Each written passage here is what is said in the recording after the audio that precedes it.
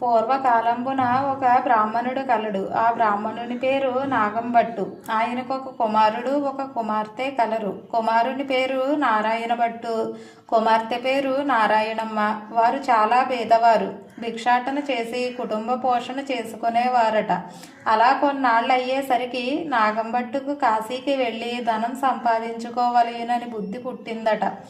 భార్యతో చెప్పి తెల్లవారుజామున లేచి కాశీకి ప్రయాణమై వెళ్ళుచున్నాడట. అలా వెళ్ళగా కొంత దూరము వెళ్ళేసరికి దారిలో సూతుల వారు, వ్యాసుల వారు, నారదుల వారు ప్రత్యక్షమై, ఓ బ్రాహ్మణుడా, ఎక్కడికి వెళ్ళుచున్నావు అని అడిగిరి. అయ్యా, నేను ధనం సంపాదించుకొనుటకు కాశీకి వెళ్ళుచున్నాను అని చెప్పాను. అప్పుడు వారు, ఓ వెర్రి బ్రాహ్మణుడా, కాశీకి వెళితే నీకు ధనం ఎవరైనా మూటగట్టి ఇస్తారా? కాశీకి వెళితే గంగా స్నానం దొరుకుతుంది, విశ్వేశ్వరుల దర్శనం దొరుకుతుంది, అన్నపూర్ణ దర్శనం దొరుకుతుంది, బిందుమాధవుని దర్శనం దొరుకుతుంది. కానీ కాశీకి వెళితే నీకు ధనం మూటగట్టి ఎవరిస్తారు? మేము ఒక కథ చెబుతాం, వింటావా అని అడిగారు. నాగంభట్టు, అది ఏ దేవుని కథో వివరించండి స్వామి అని వేడుకొనెను. నారదుడు చెప్పడం మొదలుపెట్టాడు. పూర్వకాలమున కోసలమను రాజ్యము కలదు. ఆ రాజ్యము పాలించేవాడు దశరథ మహారాజు. ఆయన పిల్లల కోసం పుత్ర కామేష్టి యాగము చేయగా దేవతలు ప్రత్యక్షమై పాయస పాత్రనిచ్చినారు. అతడది పట్టుకొని వెళ్ళి తన భార్యలకు కౌసల్య, సుమిత్ర, కైకేయి అని ముగ్గురు రాణులకు ఇచ్చినాడు. వారు ముగ్గురు పాయసం భుజించగానే గర్భవతులైరి. నవమాసములు నిండగా చైత్రశుద్ధ నవమి నాడు పునర్వసు నక్షత్రమున శ్రీరామ, లక్ష్మణ, భరత, శత్రుఘ్నులను నలుగురు కుమారులు జన్మించినారు. వారు దినదిన ప్రవర్ధమానులై బాలచంద్రుల వలె పెరుగుచుండిరి. కొన్నాళ్ళయ్యేసరికి విశ్వామిత్రుడు వచ్చి రామలక్ష్మణులనిద్దరిని యాగ సంరక్షణార్థం తనతో పంపమని దశరథ మహారాజును అడగగా, విశ్వామిత్రునితో రామలక్ష్మణును పంపుటకు దశరథ మహారాజు అంగీకరించగా ముని వారిద్దరికీ బల అతిబల విద్యలను నేర్పెను. రాముడు తాటకను చంపి శివుని విల్లు విరిచి సీతను పెండ్లాడి అహల్య శాప విమోచనం చేసి పరశురాముని గర్భభంగం చేసి కైక వరము చేత 14 ఏండ్ల అరణ్యవాసములో నుండగా రావణాసురుడు సీతను ఎత్తుకుపోగా లంకాపురమున కేగి లంకా దహనం చేసి రావణాసురుణ్ణి వధించి విభీషణునికి పట్టము కట్టి అయోధ్యకు తిరిగి వచ్చి పట్టాభిషిక్తులై సుఖముగా రాజ్యమును ఏలుచుండెను అని వారు ఆ విప్రునికి మరలా రామదేవుని వ్రతకథా విధానమును ఇట్లు చెప్పిరి. 5 లక్షవారములు 5 ఆదివారములు పూజ చేసి ఆవునేతితో దీపం పెట్టి ఆవు పాలు, గోధుమ రవ్వ, పంచదార కలిపి 5 వండలుగా ప్రసాదం చేసి రామదేవునికి నైవేద్యం పెట్టవలెను. 1 వండ రామదేవునికి, 1 వండ బ్రాహ్మణునికి, 1 వండ ముత్తైదువకు, 1 వండ ఇరుగు పొరుగు వారికి, 1 వండ భార్య పిల్లలు అంతా కలిసి తినవలెను. ఆ విధంగా 5 లక్షవారములు పూజ చేయవలెను. ఈ విధంగా నారదుడు చెప్పింది వినిన నాగంభట్టు వెంటనే తిరిగి తన ఇంటికి వెళ్ళిపోయి భార్య పిల్లలతో కలిసి 5 లక్షవారములు 5 ఆదివారములు రామదేవుని వ్రతమును ఆచరించి కథ చెప్పుకొని తత్ఫలితముగా ధనలాభము కలుగుటను గుర్తించినాడు. అందువలన 5 వారములతోనే ఆపివేయకుండా తదనంతరం కూడా యథావిధిగా నిత్యము రామదేవుని కథ చెప్పుకుంటూ అష్టైశ్వర్యములతో ఇష్ట సంపదలతో తొలతూగుతున్నారట. అలాగున కొంతకాలం అయ్యేసరికి ఇది వరకు కాశీ వెళ్ళవలని అనుకున్నాను, కానీ వెళ్ళలేదు. ఇప్పుడు వెళదామనుకుని కొంచెం ధనం మూటగట్టుకొని కాశీ కావిడి భుజం మీద వేసుకొని కుమారుని కుమార్తెను పిలిచి, అబ్బాయి, అమ్మాయి, మీరు రామదేవుని కథ మానకుండా శ్రద్ధగా చెప్పుకుంటూ ఉండమని చెప్పి నాగంభట్టు కాశీకి ప్రయాణమై వెళ్ళిపోయెను. ఆ మరునాడు కుమారుడు యాయా వారమునకు వెళ్ళి వచ్చి, అమ్మ, రామదేవుని కథ చెబుతాను విందువుగాని రావమ్మా అని పిలువగా ఆ తల్లి, నాయన, పొద్దునే దాసీది పాచిపనికి వచ్చే వేళ వంట వేళ అయినది, ఇప్పుడు కథ వినలేను అనెను. మళ్ళీ రాత్రివేళ కథ చెబుతాను విందువుగాని రావమ్మా అనగా, ఇప్పుడేం కథ నాయన, పడకల వేళ నిద్రవేళ, ఇప్పుడు వినను అనెను. ఆ కారణముగా రామదేవునికి కోపం వచ్చింది. ఎలా వచ్చిన ఐశ్వర్యం అలాగనే వెళ్ళిపోదలబెట్టగా బిందులు చెంబులు గిన్నెలు అన్నీ దొల్లిగిర్లి ఇరుగు పొరుగు వారి ఇండ్లలోకి వెడలిపోయెను. పూర్వం నుండి ముష్టి ఎత్తుకునే చిల్లి రాగి చెంబు కూడా దొర్లి వెళ్ళిపోవుచున్నదట. అప్పుడు నారాయణమ్మ చూసి, అమ్మ అదైనా ఉంచవని కోరవే అమ్మా అని చెప్పగా, అదైనా ఉంచు రామదేవుడు తండ్రి అని కోరగా ఆ చెంబు తప్ప మిగతావన్నీ వెడలిపోయినట. వారి కూటిలో ఉన్న వెండి కంచం కూడా దొర్లిపోతూ ఉండగా తల్లి ఆ కంచం ఎంచు పట్టుకొని లాగిందట. అంతటనా సగమంచు గల భాగం ఊడిపోయి మిగిలినది పక్క ఇంటికి వెళ్ళిపోయినదట. మరునాడు ఏదో పని మీద పొరుగింటికి వెళ్ళిన నాగంభట్టు భార్య వారి ఇంటిలో ఉన్న సగమంచు కంచమును చూసి, ఈ కంచం మాదే అన్నదట. అందుపై ఆ ఇంటివారు, మీ కంచం ఎంచు మా ఇంటికి ఎలా వచ్చిందమ్మా? మేము మీ ఇంటికి వచ్చినామా, మీరు మా ఇంటికి వచ్చినారా? కాబట్టి ఆ కంచం మాదే అన్నారట. నాగంభట్టు భార్య, అలాగునా కాదు, మా ఇంటిలో ఈ కంచం ఎంచు ఉన్నదని పట్టుకొస్తానని తన ఇంటికి వచ్చి ఇంటిలో ఉన్న కంచం ఎంచు పట్టుకుని వెళ్ళి అంచును కంచమును దగ్గరగా పెట్టి చూడగా ఆ రెండును అతుక్కుపోయిను. కానీ మొత్తం కంచం మాదే అని ఆ పొరుగింటి వారే ఉంచివేసుకున్నారట. నాగంభట్టు భార్య సిగ్గుపడి లజ్జపడి ఇంటికి వచ్చిందట. అప్పుడు కుమారుడు చూసి, ఏమన్నారమ్మా అని అనెను. అది మాదేనని చెప్పి వారే పుచ్చుకున్నారని చెప్పాను. అప్పుడు కుమారుడు, అవును, రామదేవుని కథ చెబుతాను, ఇప్పుడైనా వింటావా అమ్మా అని అడిగాను. కానీ ఆ తల్లి, నేను కథ వినను, కార్యము వినను, ఏ పని పాటో చేసుకుని బ్రతుకుతాను కానీ రామదేవుని కథ మాత్రం వినను అన్నది. మరియు ఎలా వచ్చిన ఐశ్వర్యం అలాగే వెళ్ళిపోయినది. నీ చెల్లిని మాత్రం తీసుకుని వెళ్ళి ఎవరికైనా ఇచ్చి పెండ్లి చేయమని చెప్పింది. ఆమె ఆజ్ఞ ప్రకారంగా నారాయణ భట్టు చెల్లెల్ని వెంట పెట్టుకుని వరాన్వేషణలో ప్రయాణమైనాడు. వారు ఊరికి చివరికి వెళ్ళేసరికి కాశీ నుండి నాగంభట్టు తిరుగు ప్రయాణమై ధనం మూటగట్టుకుని వస్తున్నాడట. కొంత దూరం వచ్చేసరికి ఆయన ఊరు చివరికి వచ్చినాడు. అక్కడ ఒక కోనేరు కనిపించింది. ఆ కోనేటిలో కాళ్ళు కడుక్కొని చుండగా ఎక్కడి నుంచో ఒక పెద్ద గరుడ పక్షి వచ్చి ఆ డబ్బు మూటని ఎత్తుకొని పోయెను. అయ్యో అని నాగంభట్టు విచారిస్తూ ఇంటికి వస్తుండగా కొంత దూరం వచ్చేసరికి నారాయణమ్మను నారాయణ భట్టును చూసి, అబ్బాయి అమ్మాయి మీరు సుఖంగా ఉన్నారా అని అడగగా, నారాయణ భట్టు, ఏమున్నది నాన్నగారు, యథాప్రకారమునకు ఏమీ లోటు లేదు. మీరు వెళ్ళింది మొదలు కథ చెబుతాను వినమంటే అమ్మ వినలేదు. కాబట్టి రామదేవునికి కోపం వచ్చి ఎలా వచ్చిన ఐశ్వర్యము అలాగే వెడలిపోయినది. యా వారపు చెంబు కూడా దొర్లిపోవుచుండగా నేను చెల్లి చూసి, అదైనా ఉంచు రామదేవుడు తండ్రి అని ప్రార్థించగా ఆ చెంబు మాత్రం మిగిలినది, మిగతావన్నీ వెడిలిపోయినవి. గూటిలో ఉన్న వెండి కంచము కూడా దొర్లిగిర్లి ఇరుగు పొరుగు వారింటికి పోవుచున్నది. అప్పుడు అమ్మ చూసి కంచం ఎంచు పట్టుకొని లాగగా సగం అంచు మనకి సగం పొరుగు ఇంటి వారికి వెడలిపోయింది. మరునాడు ఉదయమున లేచి వారింటికి నిప్పు కొరకై వెడలి వారి ఇంటిలో కంచం ఎంచు చూసి, కంచం ఎంచు మాది అన్నదట. అంతట వారు, మీ కంచం మా ఇంటికి ఎలా వచ్చింది? నీవు మా ఇంటికి వచ్చావా, మేము మీ ఇంటికి వచ్చినామా? ఇది మాదేనన్నారట.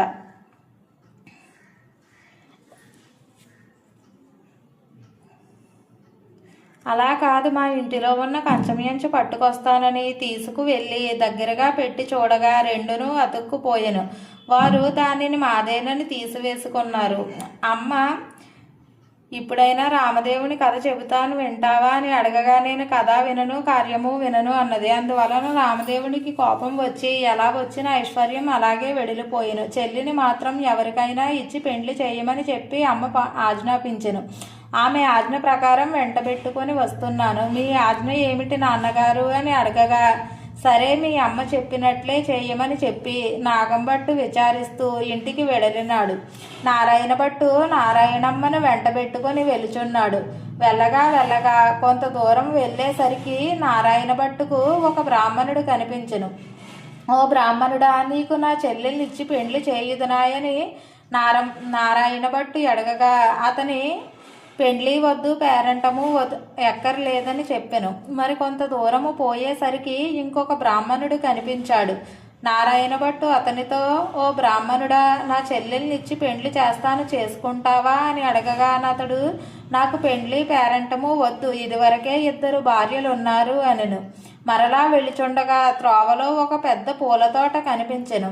ఆ తోటలో అన్న చెల్లెలు కూర్చుని రామదేవుని కథ చెప్పుకుంటూ ఉండగా ఎక్కడి నుంచో ఒక బ్రాహ్మణ యువకుడు వచ్చి పువ్వులు కోసుకుంటూ ఉండగా ఆ యువకుని చూసి నారాయణ భట్టు, ఓ బ్రాహ్మణుడా, నీకు నా చెల్లెల్ని ఇచ్చి పెండ్లి చేస్తాను, చేసుకుంటావా అనెను. పెండ్లి చేస్తానంటే వద్దంటానా, కానీ మా గురువుగారు ఉన్నారు, వారి ఆజ్ఞ ప్రకారం చేసుకుంటాను అన్నాడు ఆ యువకుడు. మీరు గురువుగారు ఎక్కడున్నారు అని అడగగా పలానా తోటలో ఉన్నారని చెప్పాను. వెంటనే నారాయణ భట్టు గురువుగారి దగ్గరికి వెళ్ళి, అయ్యా గురువుగారు, మీ శిష్యునికి నా చెల్లెల్ని ఇచ్చి పెండ్లి చేస్తాను, తమరు ఒప్పుకుంటారా అనెను. అంత గురువుగారు బ్రహ్మచారిని గృహస్థునిగా చేస్తానంటే వద్దంటానా, కానీ వాడి దగ్గర చింతాకంత బంగారం లేదు, గోవు పాదమంత భూమి లేదు, మీకు ఇష్టమైతే చేయండి అని అన్నాడు.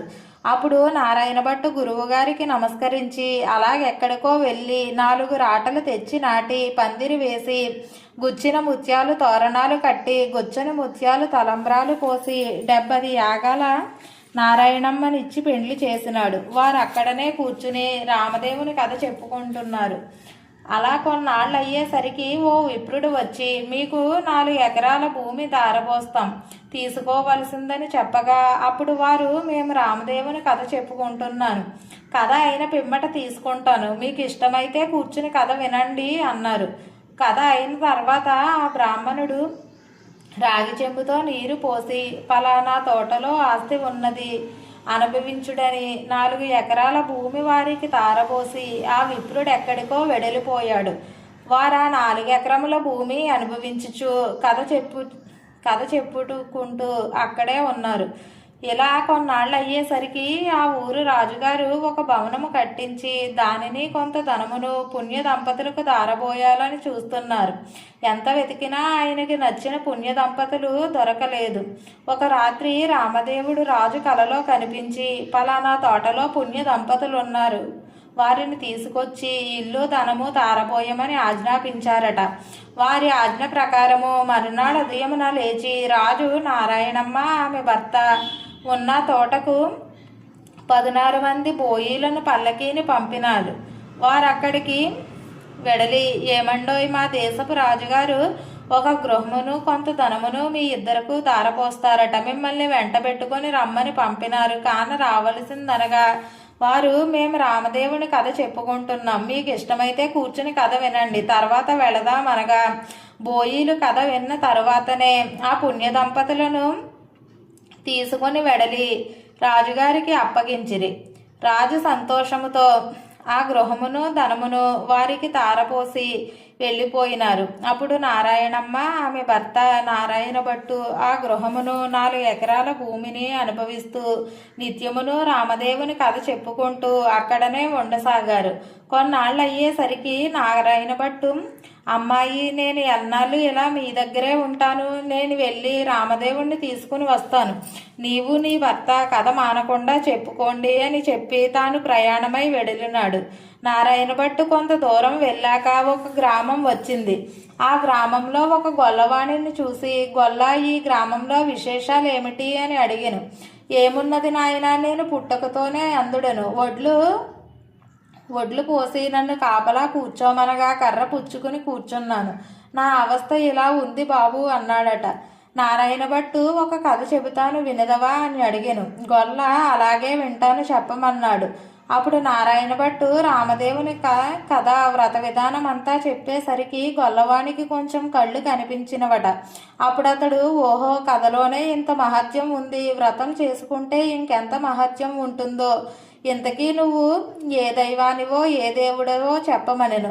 నారాయణ భట్టు నవ్వి, ఇది రామదేవుని కథా మహత్యము. 5 లక్షవారములు 5 ఆదివారములు పూజ చేసి ఆవునేతితో దీపం పెట్టవలెను. ప్రసాదానికి ఆవు పాలు, పంచదార, గోధుమ రవ్వ కలిపి 5 ఉండలుగా చేసి రామదేవునికి, ముత్తైదువుకు, బ్రాహ్మణునకు, ఇరుగు పొరుగు వారికి ఇచ్చి భార్య పిల్లలతో తినవలెనని చెప్పి వెడలిపోయిను. తిరిగి కొంత దూరం వెళ్ళేసరికి ఒక రాజు విచారిస్తూ ఉన్నాడట. ఆ రాజును చూసి, నారాయణ భట్టు ఏమి రాజా విచారిస్తున్నావు అని అడిగాడు. నాయన, నా రాజ్యము పరాయి రాజులు తీసుకొన్నారు. నేను సకుటుంబంగా పరారైపోతుండగా నా భార్యాబిడ్డలు దారి తప్పిపోయారు. నా అవస్థ ఇలా ఉన్నది నాయనా అని రాజు చెప్పినాడు. సరే, నేను ఒక కథ చెబుతాను, వింటారా అని నారాయణ భట్టు అడగగా ఆ రాజు అలాగే వింటాను, చెప్పవలసింది మహానుభావ అనెను. నారాయణ భట్టు రామదేవుని కథనంతా చెప్పి వ్రత విధానమంతా వివరించెను. అంతటా రాజుగారి పరారైన భార్యా బిడ్డలు పరాయి రాజు తీసుకున్న రాజ్యము తిరిగి ప్రాప్తించెను. అప్పుడు రాజు సంతోషంతో నారాయణ భట్టును చూసి, ఏమండి మహానుభావ, మీరు ఏ దేవుడో చెప్పవలసింది, మిమ్మల్ని పూజ చేసుకుంటాననగా నారాయణ భట్టు, నేను దేవుడిని కాదు, ఇది రామదేవుని కథ మహత్యము. మీరు 5 లక్షవారములు 5 ఆదివారములు పూజ చేయమని చెప్పి వ్రత విధానం అంతా ఇంకొక మారు చెప్పి వెడలిపోయెను. నారాయణ భట్టు మరలా కొంత దూరం వెళ్ళగా అక్కడ ఒక స్త్రీ విచారిస్తూ కూర్చుని ఉన్నది. ఆ స్త్రీని చూసి నారాయణ భట్టు, ఎందుకు విచారిస్తున్నావు అని అడిగాను. అప్పుడు ఆమె, ఏముంది నాయనా, నాకు చిన్నతనంలోనే పెళ్ళయింది. నా భర్త దేశాంతరం వెళ్ళినాడు. నా తల్లిదండ్రులు అత్తమామలు కొన్నాళ్ళు చూసి, ఎన్నాళ్ళు నిన్ను ఇలాగున చూస్తాము అని వదిలివేశారు.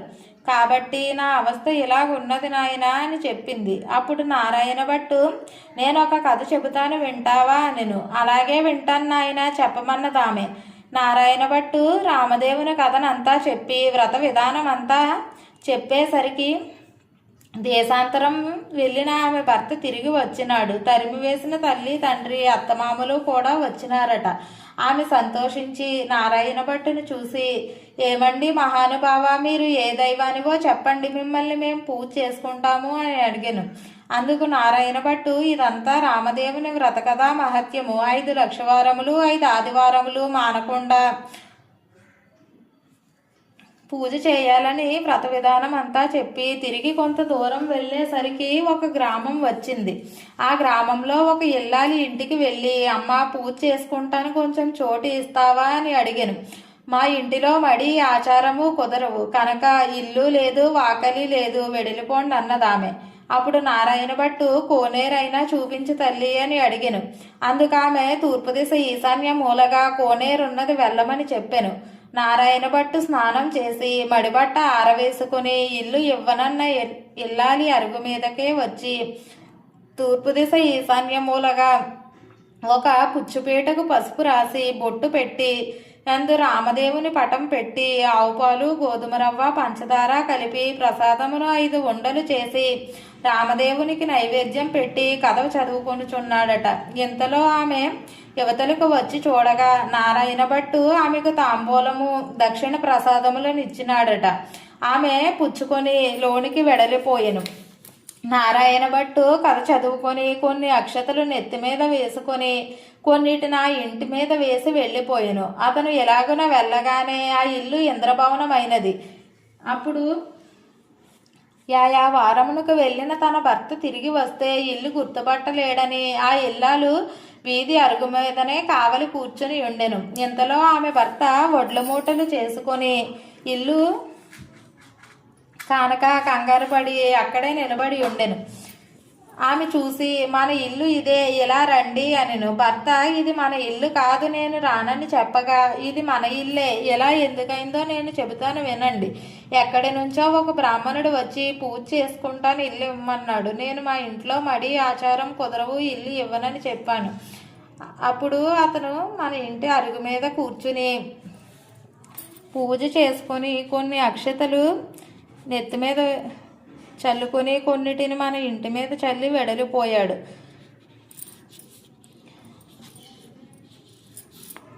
ఇల్లు ఇలా ఇంద్రభవనంగా మారింది. ఇదంతా ప్రసాద మహత్యం అని చెప్పాను. అంతటా ఆమె భర్త, ఆయన పూజ చేసుకుంటానంటే వద్దన్నావా, నిర్భాగ్యురాలా, పాపిష్టిదానా, అతడు ఏ దిశగా వెళ్ళినాడో చెప్పమనగా ఈశాన్య మూలగా వెళ్ళినాడని చెప్పింది. అప్పుడు ఆయన మూటలు అక్కడ పెట్టి నారాయణ భట్టును వెతుకుచూ బయలుదేరెను. కొంత దూరం వెళ్ళగా నారాయణ భట్టు ఈ బ్రాహ్మణునికి కనిపించెను. బ్రాహ్మణుడు, ఏవండోయ్, మహానుభావ, మీరు మా ఇంటికి రావలసిందని మిమ్మల్ని పూజ చేసుకుంటాము అని అనెను. అందుకు నారాయణ భట్టు, మీ ఇంటికి ఇప్పుడు రాను, రామదేవుడిని వెతుకుటకు వెళ్ళుచున్నాను అనెను.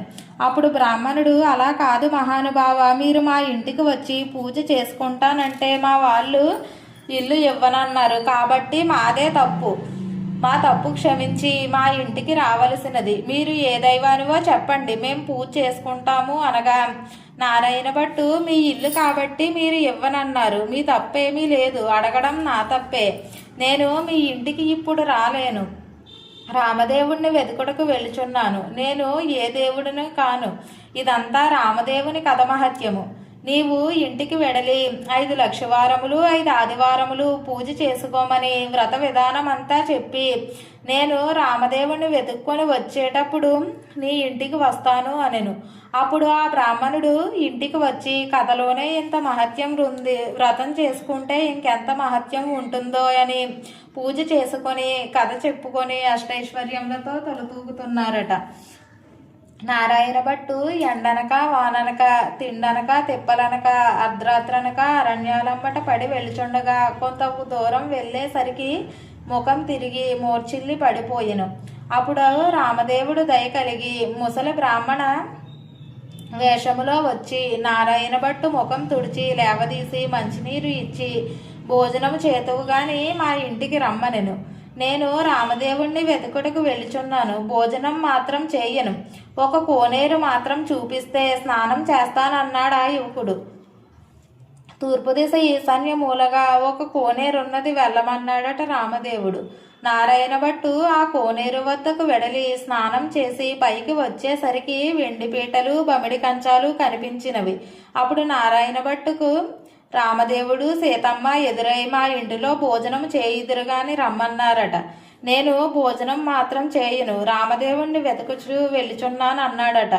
నేనే రామదేవుడిని అని చెప్పగా, అయితే కావచ్చును మహానుభావ, నాకు దర్శనం కావాలి అని చెప్పగా, అప్పుడు పులి చర్మంతో రుద్రాక్షలతో విభూది రేఖలతో నడుమున నాగాభరణముతో శిరస్సున గంగతో పక్కన పార్వతితో త్రిశూల త్రినేత్రములతో నందివాహన రూపుడై ఈశ్వరుడు ప్రత్యక్షమైనాడు.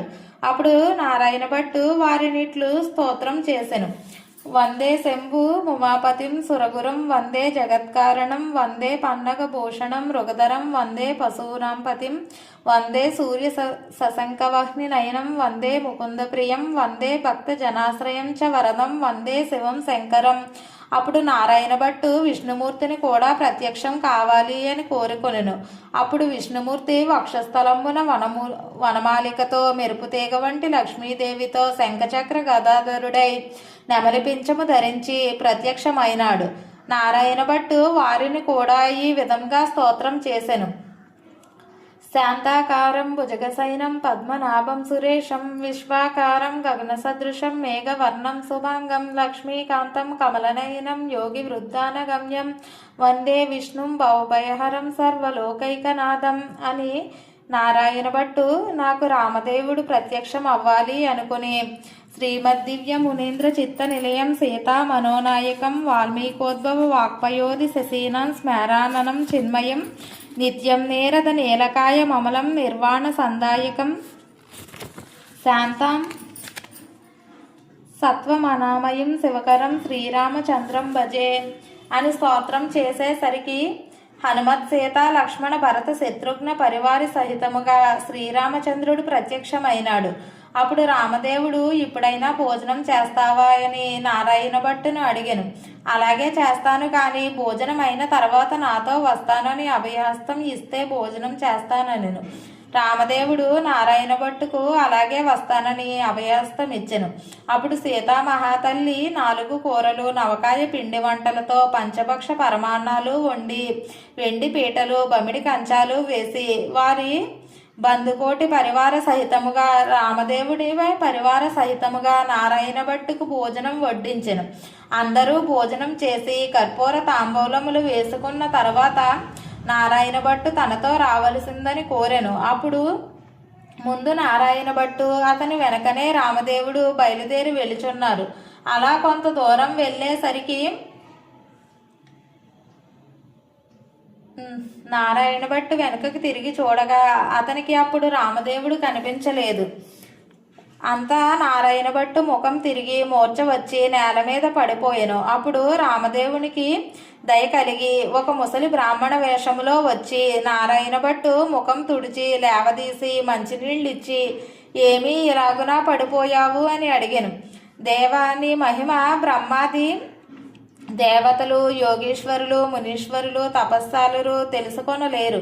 మీ మహత్యం తెలుసుకొనుటకు నేనెంతటి వాడను. నా తప్పులు క్షమించి నాతో రావలసిందని రామదేవుణ్ణి నారాయణ భట్టు మరలా ప్రార్థించును. అప్పుడు రామదేవుడు అలాగే వస్తాను అని, నీవు వచ్చినప్పుడు ఎవరి ఇండ్లకు వెళ్ళినావో వారి ఇండ్లకు నన్ను కూడా నీ భుజాలపైకి ఎక్కించుకొని తీసుకొని వెళ్ళమనెను. నారాయణ భట్టు రామదేవుని తన భుజాలపైకి ఎక్కించుకొని కొంత దూరం వచ్చేసరికి ఇల్లు ఇవ్వనని చెప్పిన ఇల్లాలి ఇంటికి వచ్చిరి. అచ్చట ఆ ఇల్లాలు ఆమె భర్త కూర్చుని రామదేవుని కథ చెప్పుకొనుచున్నారు.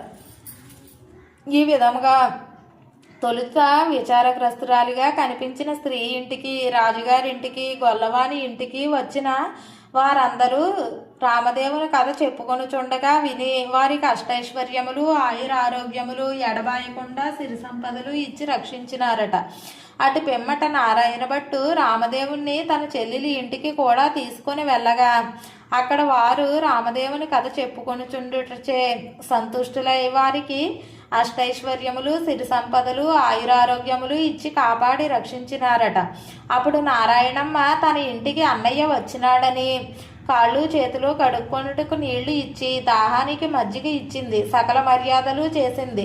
అప్పుడు నారాయణ భట్టు మర్యాద చేయనక్కర్లేదు, ఇప్పుడు నేను రామదేవుణ్ణి తీసుకుని వచ్చుచున్నాను. నీవు నీ భర్త మన ఇంటికి రావలెను, మనం అందరము పూజ చేసుకుందాము అని చెప్పినాడు. అప్పుడు నారాయణమ్మ సంతోషముతో అలాగే వస్తానని నారాయణమ్మ, ఆమె భర్త నారాయణ భట్టు రామదేవులతో సహవారం అంతా బయలుదేరి వారి గ్రామ పొలిమేర్లకు వచ్చేసరికి గ్రామములోని వారు కొందరు చూసి వారి తల్లిదండ్రులతో, ఏమండోయ్ నాగంభట్టు గారు, మీ అబ్బాయి, అమ్మాయి, అల్లుడు ఇంకా ఎవరెవరో బయలుదేరి వస్తున్నారని చెప్పినారట. అప్పుడు వారి తల్లిదండ్రులు పరిగెత్తుకుని వచ్చి సంతోషముతో కుమారుని కుమార్తెను కౌగిలించుకోబోయినారట. అప్పుడు నారాయణ భట్టు చూసి, అమ్మ, నన్ను ముట్టుకోవద్దు, ఇప్పుడు నేను రామదేవుణ్ణి తీసుకుని వచ్చుచున్నాను.